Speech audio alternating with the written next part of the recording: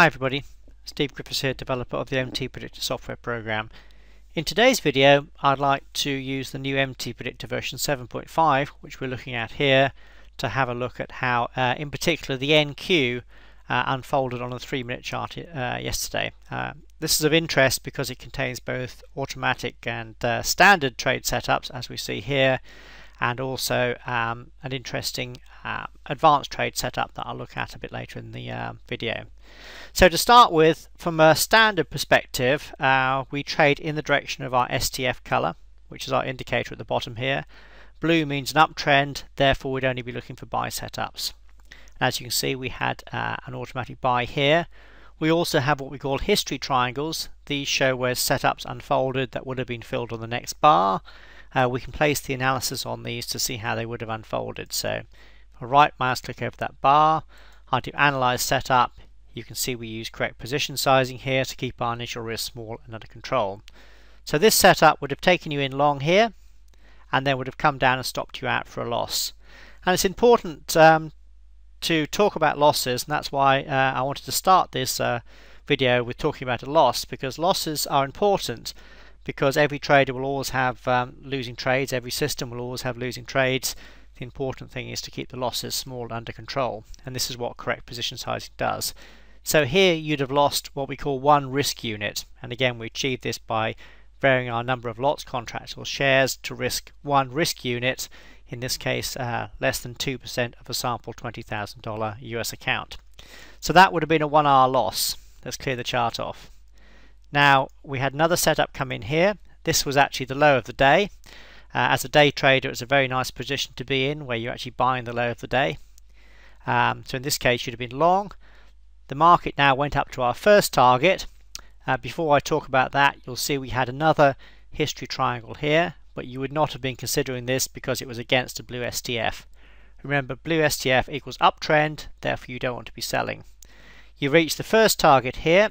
If I put the cursor on, I come down, we then look at what we call our strength.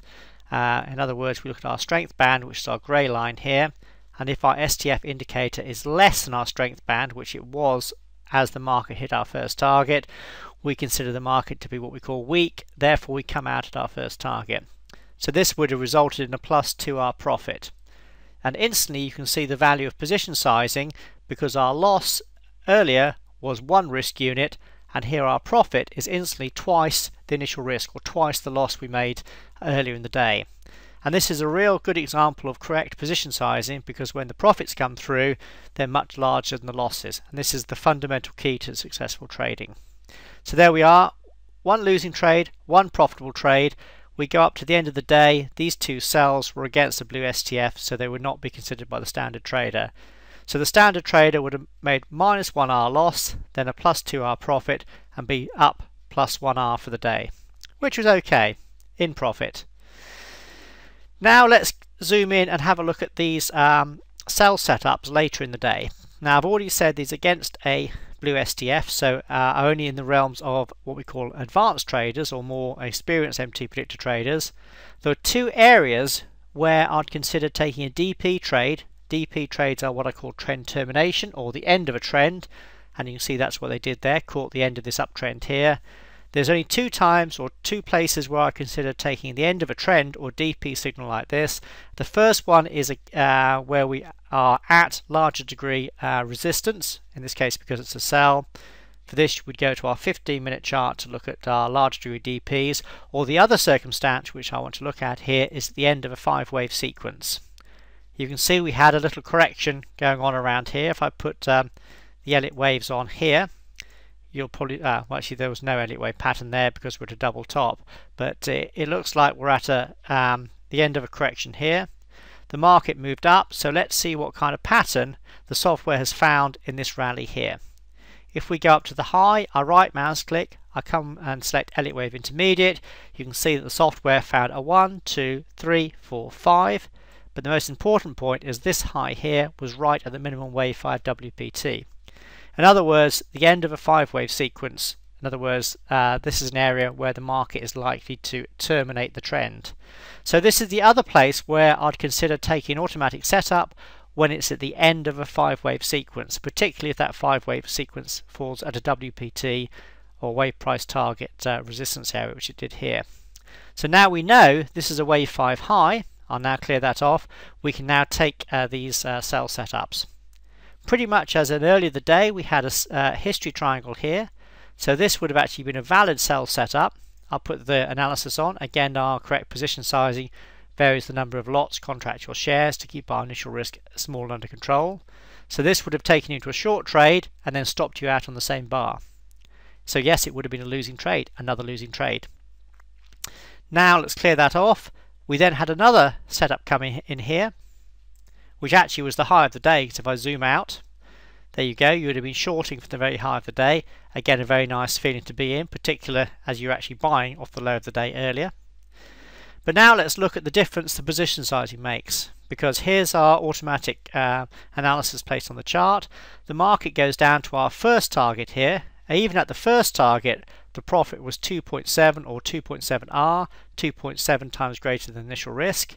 But in this circumstance, when the market hits the DP target, which was here, we come down, and can you see our STF band here, or STF indicator, is beyond or through our grey strength band. So in this case, we assume the market is trending, therefore we ought to follow with our ATR stop, which is our red dots here, and in this case it would have held you on until close.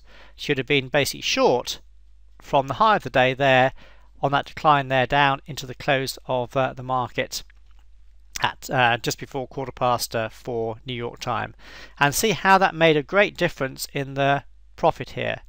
So yes, we made a -1R loss, but again that loss was kept small and under control by the use of correct position sizing. But this next profit here was actually plus 4.8R, or in other words, almost, if I'm allowed to say 5 times to keep the math easier, almost 5 times greater than the initial risk. So this again shows how good position sizing is, because the profit is much larger than the losses.